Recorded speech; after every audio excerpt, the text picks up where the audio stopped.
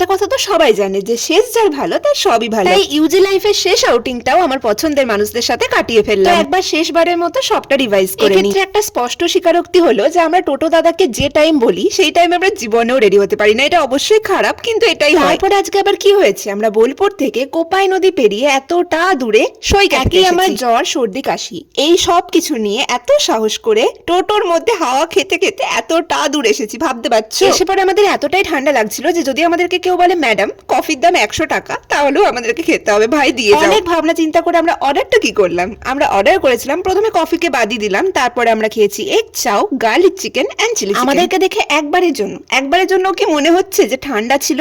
কিন্তু সেদিন প্রচুর ঠান্ডা ছিল, মানে প্রচুর হাওয়া দিচ্ছিল, অন্য দিনের তুলনায় যথেষ্ট টেম্পারেচার কম ছিল। আর আমার শরীর আমাকে ওয়ার্নিং দিয়েই রেখেছে, এইবার তুই যদি জ্যাকেটটা খুলেছিস তাহলে তুই এখানেই থাকবি, তোকে আর হোস্টেল যেতে হবে না, তুই এখানে থাক। এবার আসি সই ক্যাফের ব্যাপারে। এবার ওখানকার অ্যাম্বিয়েন্স বাদে আমাদের সেইভাবে কিছু যে খুব ভালো লেগেছে সেরকম মানে খাবার দাবারের কোয়ালিটি বিহেভিয়ার সম্পর্কে বলছি আমি, যদিও ওপিনিয়ন ভ্যারি করতেই পারে, তোমাদের অন্য কিছু মনে হতে পারে, সেটা আমাদের মনে হয়েছে। সই ক্যাফে থেকে বেরিয়ে 2 মিনিটের ডিস্টেন্সে রয়েছে মৃত্তিকা। তোমরা যদি সই ক্যাফেতে আসো একবার মৃত্তিকাতে নিশ্চয়ই ঢুকো। তোমরা যদি কিছু কিনতে চাও কিনতে পারো, ওখানে এত সুন্দর সুন্দর মাটির জিনিসপত্র রয়েছে আর কতটা এস্থেটিক আমি কিভাবে এক্সপ্লেন করবো। এইভাবেই আমাদের ইউজি লাইফের শেষ আউটিংটাও কেটে গেল। Bye bye.